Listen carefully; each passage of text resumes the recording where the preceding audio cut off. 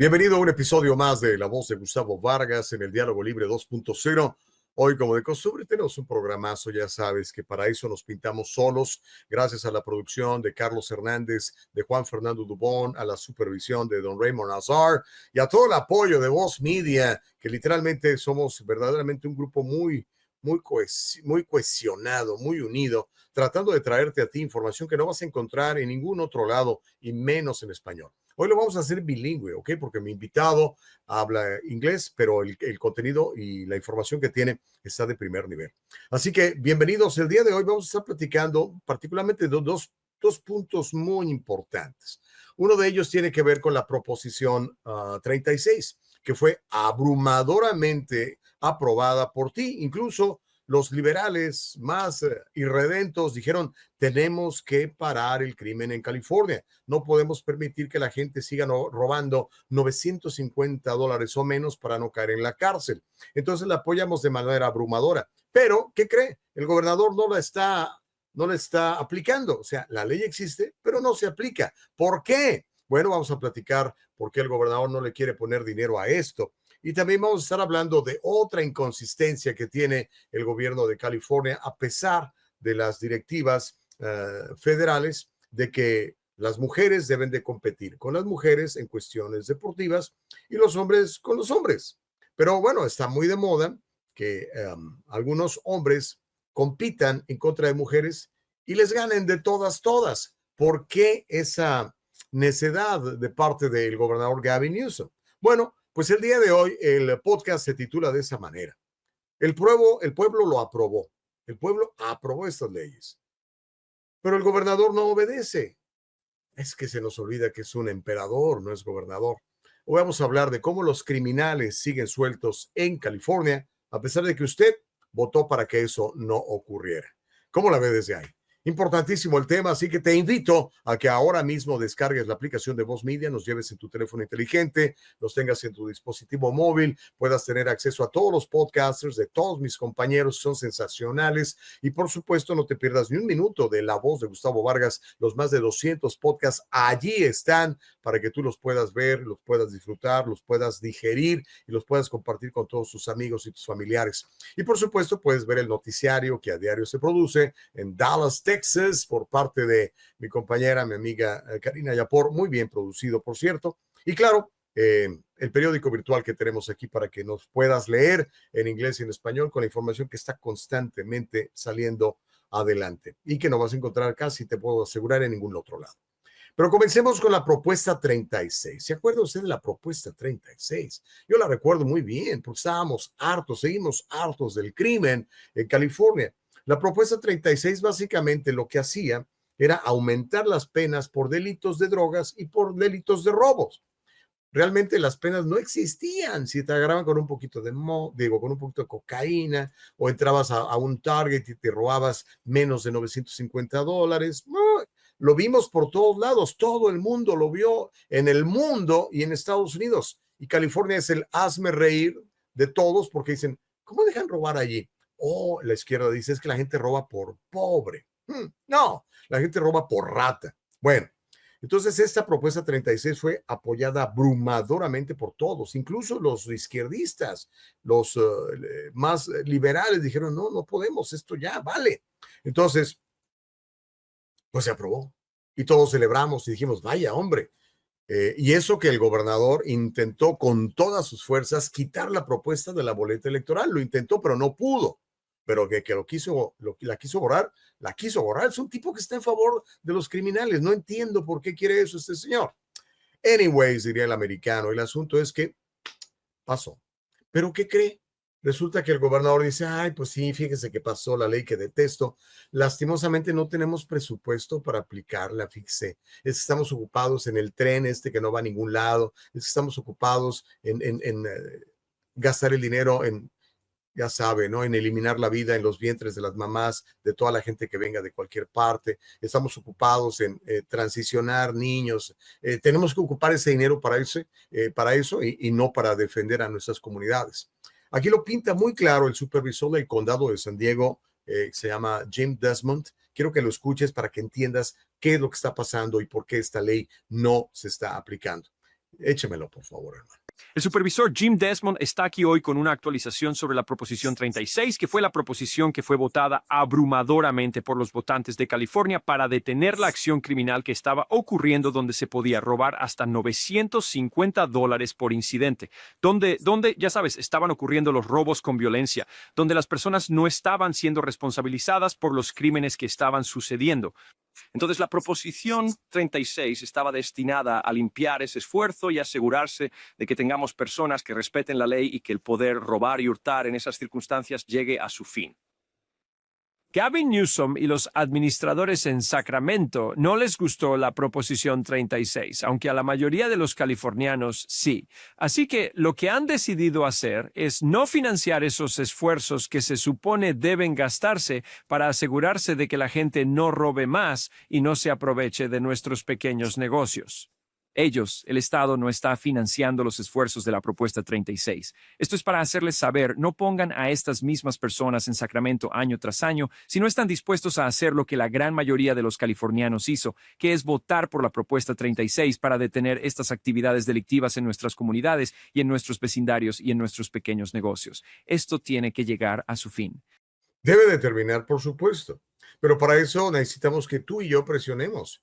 Y que por favor en las próximas elecciones escojamos otra gente.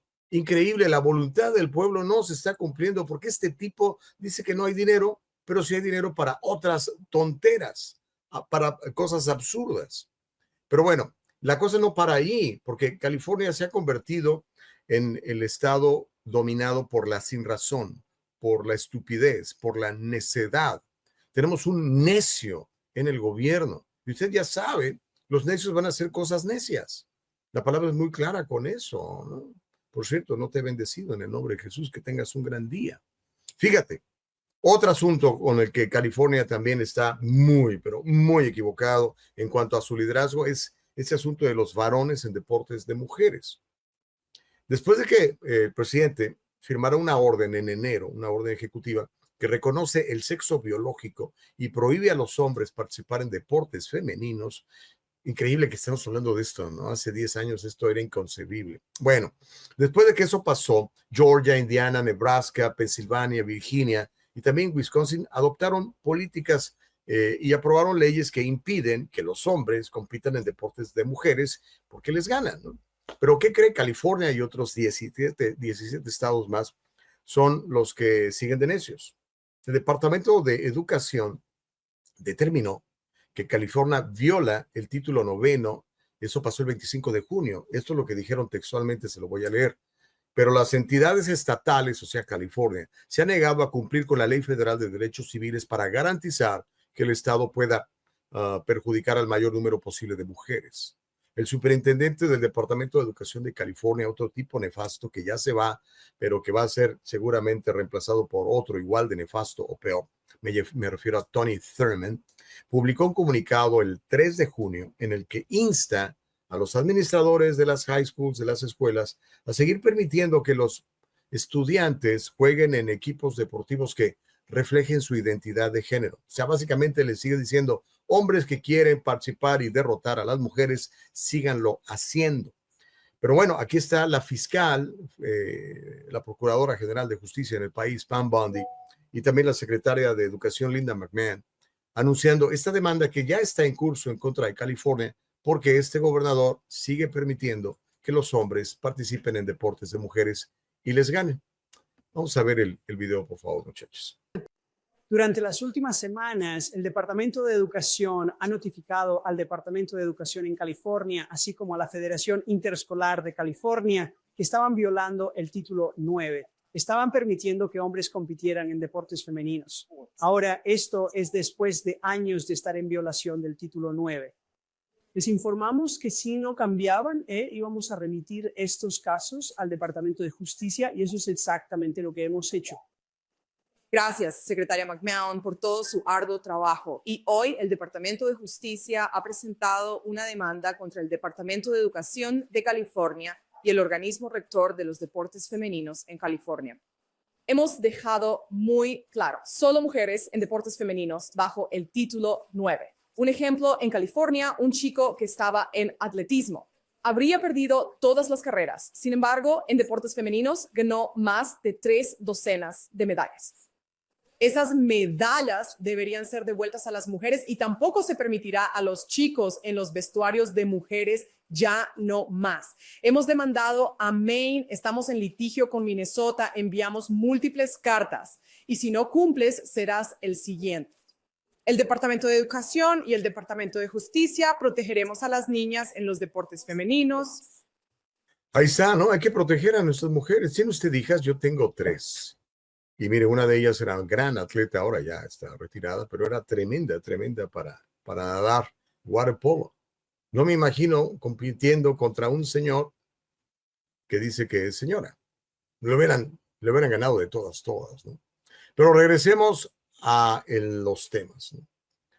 Con todas estas situaciones que se están dando hoy en día en California, donde el pueblo pide una cosa y el gobernador, como emperador, dice otra cosa, ¿qué se puede hacer? Pues mire, lo único que se puede hacer es cambiar de dirigentes. Lo único que se puede hacer es cambiar de políticos. Y aquí es donde le quiero platicar de mi invitado. Siempre batallo para pronunciar su apellido. Ahorita le voy a preguntar de nuevo. Si me pones la foto de nuestro invitado, Juanfer, que esa la saqué de su sitio de internet, aquí está. Greg Abdouch, espero pronunciarlo bien. Él es candidato a la Asamblea de California. Es esposo, es padre, es propietario de una pequeña empresa, eso dice su sitio de internet. Es líder comunitario y un orgulloso californiano que ha vivido en San Bernardino durante más de 45 años y en el área que se le conoce como el Inland Empire durante más de 25. Criado en una familia unida y llena de fe en el rumbo de Apple Valley, Greg Abdouch aprendió temprano los valores del trabajo duro, la humildad, el servicio y poner su fe en Dios. Eso dice su sitio de internet. Y lo vamos a invitar ahorita.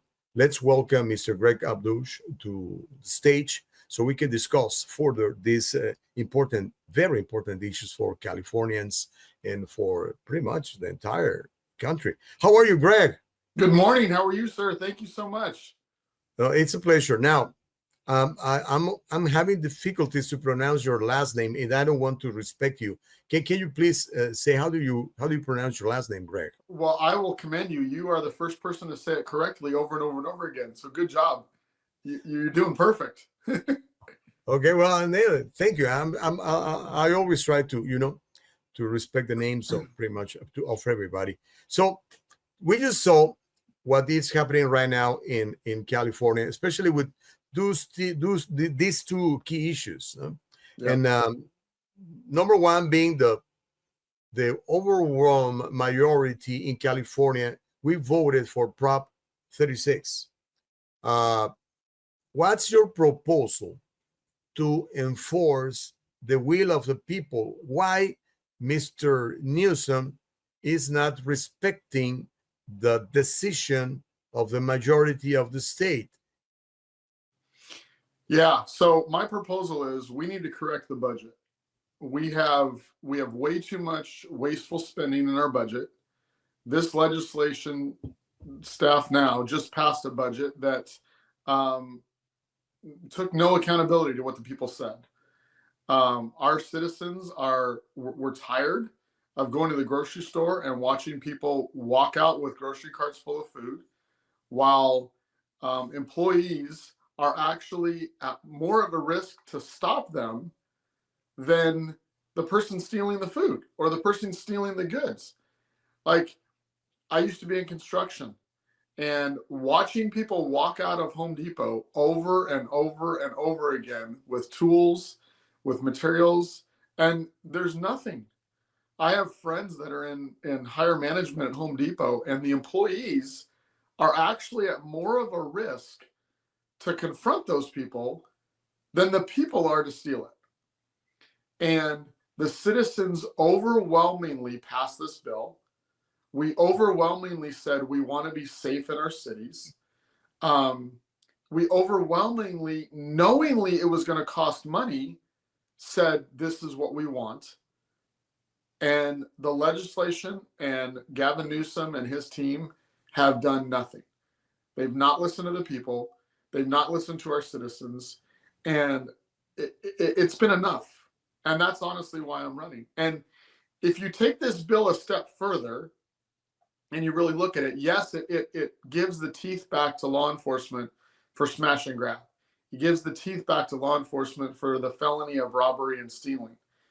But what it also does is it helps them fight the drug crimes that are going on in our nation. Fentanyl is one of the worst drugs we've ever seen. And currently, the administration, the way they have it written is they want drug offenses to be misdemeanors, or to not carry prison time, or to not give our law enforcement have no ability to put these people in rehab, to put them in situations where they can improve themselves and get away from this mess. And that's what Prop 36 does. And by not funding Prop 36, by not allowing our law enforcement to have the ability to fight this, we as citizens continue to be under the subject of these issues. These are the most heinous crimes against our children. They're against our citizens. They're against our communities. And we need to allow law enforcement to fight it. And that's what we're not doing by not funding this proposition. Okay, well, you're running for assembly. Yes. Why are you doing this? I mean, what I've been reading about you, you're a small business owner. I mean, you're already like settled, nice family, a church, relationships, a business running. Why bother, man? That's a great question. So I will tell you this, because of this election, because of me running, because of feeling like I am truly called by God to run for this seat, I have closed down my construction company to free up my time to do this. I have dropped other curricular activities because this is my calling right now. And when you truly believe that God is calling you to do something and you say yes, you remove all distractions. 6 years ago, when this whole thing started and we were dealing with all the things in schools, and I started opening my mind as to what was going on and what our government was doing to our kids, to our education system, to our communities. As soon as you learn too much, you have no other choice other than to get involved to fix the problem, right? You can only walk past spilled milk for so long before it's your turn to clean it up. And it doesn't matter who made the mess. It doesn't matter who caused the problem. If God calls you to fix it, then you fix it. And that's where I'm at. Is I have been, over the years, I have developed a lot of different skills in business. And one of my main skills in business is being able to communicate to multiple people, being able to have conversations that are tough conversations sometimes, right? If we don't agree on things, then how do we now have a conversation to find a middle ground? And that's what I think I bring to Sacramento. I bring that ability to cross lines. If you look at my platform, if you look at what I'm standing on, if you look at where my views and my values are, I'm not wanting to go to Sacramento to be a loud, noisy voice to get nothing accomplished. I want to go to Sacramento and sit down with legislators on both sides of the aisle and have conversations, have discussions, find a middle ground, because at the end of the day, we need to put our communities first. We need to put our constituents first. We need to put our kids first. And those are the things that we need to start focusing on. So I'm doing this because I need to, and because I know too much, because I've seen too much, and now it's time to start cleaning up the mess. It's a true calling. I like that. You know, you're not the politician, the professional politician who's always looking for a paycheck for 30 years, 40 years, as so many, you know, Republicans and Democrats. We've been watching all those guys. Anyways, let's move on and let's talk about Title IX. Men out of women's sports. How to make the Newsom administration comply? Because it's obvious that this guy doesn't want to comply. He wants men competing against our girls. Yeah. So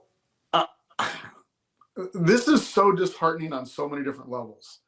I'm a father of 2 daughters. I raised 2 girls. if you, thank God my girls were not subject to this, but if my daughters would have been told that you have to walk into a locker room, strip naked and change out for some sports activity while a boy stands there and watches you, we would have had some major problems. I might not have been allowed to run for election because I've been a different problem. But the fact that this is going on and we're trying to convince our daughters and our children that this is okay, this isn't okay. This isn't okay on any level. We are taking our most vulnerable part of society and we're putting them in situations that can harm them, that can hurt them, that can damage their psyche. This isn't right. And then on top of that, you're allowing these boys to compete against them, which causes major issue. I don't know if you know or not, but I want to commend Riverside Poly volleyball team. Just a couple days ago, these girls, not the coach, not the administration, the girls said we will absolutely not play against a boy team. Then the coach tried to go a step further and tried to put the JV team in to play against this team. And the girls said, no, we won't play. The daughters are standing up. Our girls are standing up against this. And if we don't stand up as adults, if we don't stand up as people, if we don't stand up biblically, then we affect our children. Our children are watching us, and they're watching us very close. And what we do in this moment will tell them what we think about them. And if you'll allow me, I want to go a step further. Let's take the trans athletes, because I think we have to consider them in this moment as well. And the way our nation has gone, our nation is now not recognizing trans athletes in sports. We have boys sports, we have girls sports. That's it. So if you're allowing in some states like California for these athletes to play in girls sports, and they're exceptional because they're not supposed to be in that division, what do you do now when they graduate high school? This child has no availability for scholarships to go to school because who's going to recognize it? Mm-hmm. They don't get to compete in NCAA because NCAA is not doing it anymore. So this person should be made to compete among his own peers. They shouldn't be competing against girls. And when you take it to that level and you think about it in that form, that's where we need to go. I played at student athletics my entire life.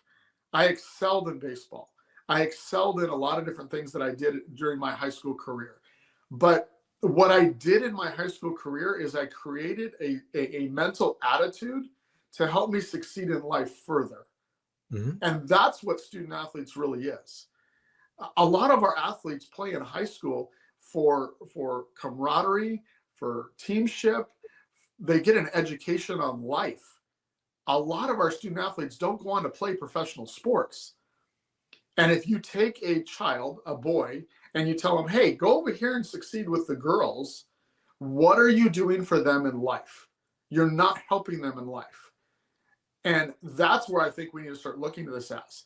Not commending a boy that wants to compete against a bunch of girls and win medals. That does nothing for you in life. And high school athletes does not accomplish life goals. You need to learn how to live life correctly in our student athlete programs. And we need to protect our daughters 100%. Those two issues have to go simultaneously. We can't convolute the water any longer. Yeah, it's unfair for everybody. Now, let me talk another issue, and thank you for being here. Let's talk about our governor, Gavin Newsom. This is recent. Let me tell you. Okay. I'm going to read exactly from the website. Support for California Governor Gavin Newsom as a possible Democratic presidential candidate in 2028 has surged over the past 4 months, a new poll shows. This poll, conducted by Echelon Insights, has Newsom in second place among potential Democratic candidates with 13% support behind former Vice President Kamala Harris with 26%. Now, the survey was taken from August 14 to August 18, which is pretty recent, and has a 3.6% margin of error. So, is Newsom a good medicine for the country? What do you think, my friend? Well, I would say this. Look at everything Gavin Newsom has touched. No. Look at how much trouble California is in. Look at how many major businesses like Chevron and In-N-Out Burger have walked away from California. Tesla has walked away from California. These are major corporations. These are major companies that chose California as their place of establishing their business. In-N-Out's been here for years, and they were ran out of the state by Gavin Newsom. Look at our education system. Look at how high our crime rate is. Look at how bad our homelessness is. If you want that to spread across the entire country, absolutely, great choice. If you want law and order, if you want our daughters to be protected, if you want our cities to feel safe, then absolutely not. And if anytime we vote for somebody in politics, especially in the level of president of the United States, look at what they've done. We need to stop listening to what they say and look at what they've done. If they haven't done what you want them to do, then don't hire them to do the next job, right? As a general contractor, if I would have messed up every house I did and left people with messed up kitchens and left people with damage in their homes, and then gone to the next person and said, look, I can make your house beautiful. Sign this contract and give me money. Nobody would have done it. Yet when we're talking about politicians, we look at what they look like. We look at how good their hair is, which, mine's really good. We look at we listen to what they say. We need to look at what they did. He has not helped California in any way, shape, or form. We have gone backwards. We have the highest gas prices. We have the highest home costs. We have the highest state income tax. We have one of the highest homeless populations. Our education system has gone backwards under him. What has he done to earn the title of President of the United States? Wow. Well, despite the fact of Governor Newsom kind of surging in the polls nationally, locally is way different. I just found this new study. It's from UC Berkeley. UC Berkeley, one of the most liberal colleges in the state. I mean, in the country. They did a poll, and they found that 49% of Californians now disapprove of Newsom. Yep. Only 44 of them approving them. That's a record low for the governor. The new figures, says this study from UC Berkeley, also mark a drastic drop of support since when the last poll was taken in February 2023, when Newsom approvals was at 55% and disapproval only 39%. So we are getting to know finally this guy here in California, but the rest of the country still don't know him well. Too many times when we're talking about presidential candidates, we look at what they look like and we listen to them, like I was saying. In my district alone, so we've done a lot of research on our polls, on our voter ratings, everything like that. The independents, Democrats, Republicans, the party that's grown the most over the last year is independents. And it's grown through Democratic voters. More Democrats are changing their ballot listing from Democrat to independent and walking away from the Democratic Party than ever seen before in this area. And the reason why is because they don't believe in what's going on. They don't believe the Democrats are actually backing them up. And that starts at the top, right? In any business, in any company, you look at management. If that business is failing, it's not the responsibility of the guy that sweeps the floor. It's the guy that's at the top. And Gavin Newsom has been at the top of this for way too long. And if you look at California, he is responsible for what's going on. I was just in Sacramento yesterday. I was up there lobbying against some atrocious bills, and I was doing work up there. And while I was up there, I watched Gavin Newsom's plan in action again. This gerrymandering thing that he's got going on right now, he's pushing around our legislators to go after the Trump administration. Why? Fix your home. We don't have a balanced budget. We're losing funding. We've got people in Pacific Palisades that still can't build their home back.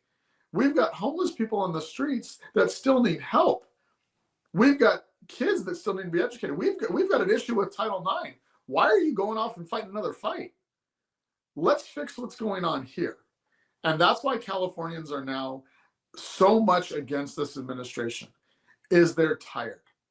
They're tired of working so hard to try to make a paycheck, to try to make ends meet, and it's not happening. Look at how many of our Gen Zers are making over six figures right now, yet they can't afford a home. Nope. How is that not a conversation? Our Gen Zers are making 150 grand a year and can't go out and buy a house because housing prices is so high. Interest rates are so high. It's cheaper for them to rent and struggle than it is to go own a house. The American dream is to own a property.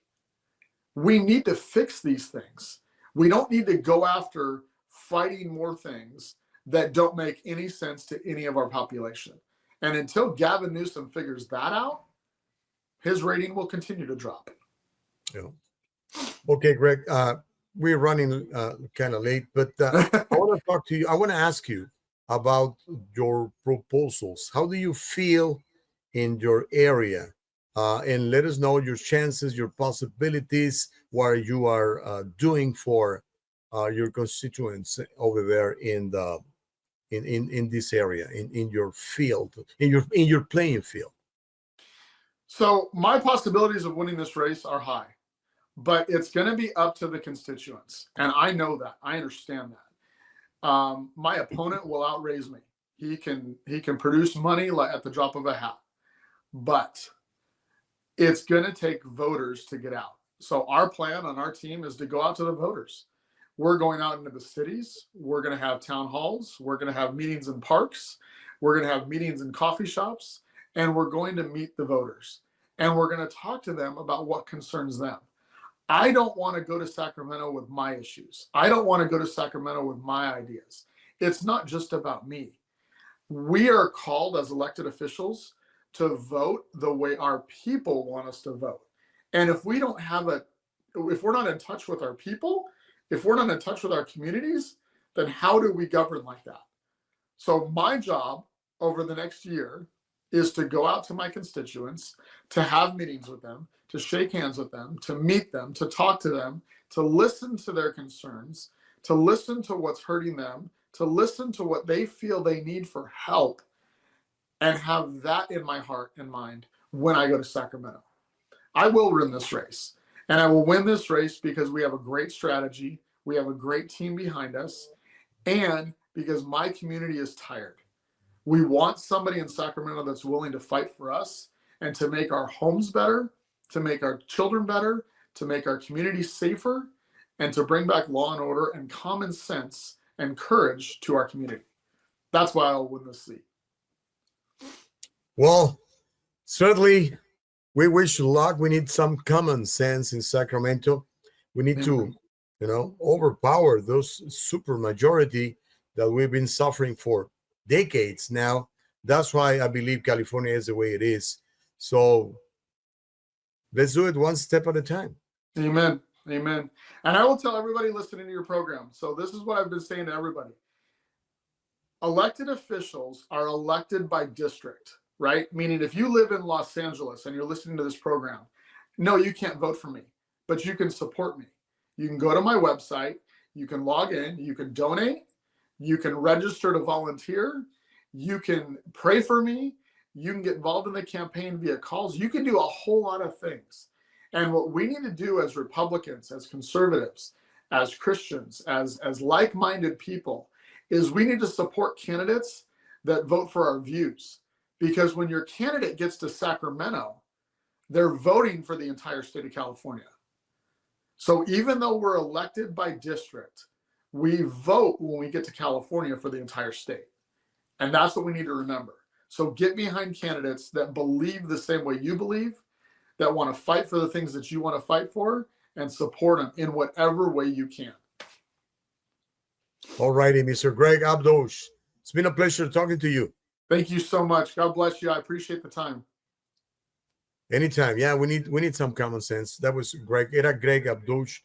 Vamos a regresar a hablar español. Propuestas inteligentes, sabias. O sea, no necesita uno mucha inteligencia. 2 dedos de frente y corriges California.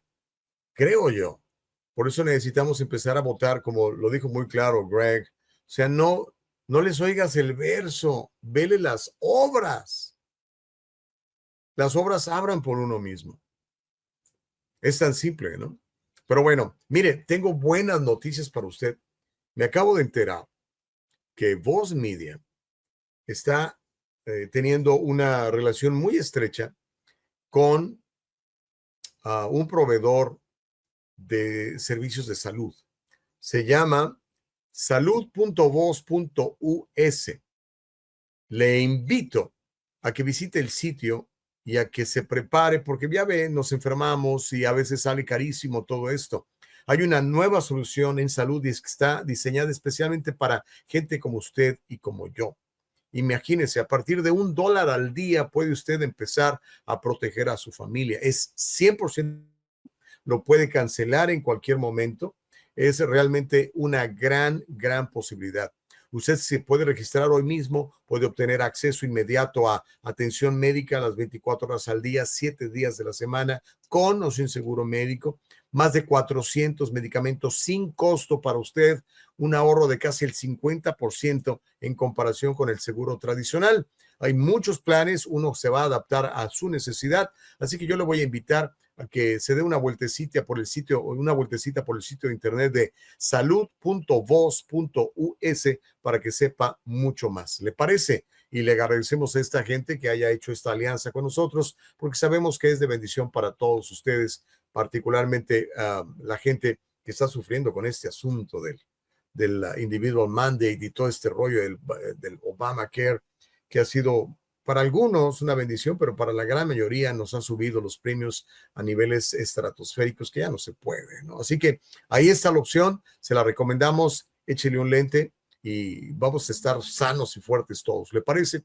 Antes de irme, ya es este sábado, ya no hay más espacio. Mándeme un correo electrónico si quiere ser parte de este taller seminario de Sé Dueño de tu País. Hablaba de Greg ahorita, nuestro invitado, de cómo gente de la generación Z, ganando arriba de $100,000, no puede comprar su vivienda, no puede tener un pedacito de país, decir, este es mi tierra.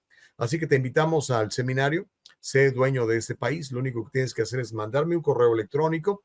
El correo electrónico es lasfinanzascongustavo@gmail.com. Si tenemos el cartel lo ponemos, si no, pues nada más escúchalo, lasfinanzascongustavo@gmail.com. Ahí está, gracias Juan Fernando. Y participa, es este sábado, es en presencia. Me han estado mandando mensajes de Indiana, de Texas, de Connecticut.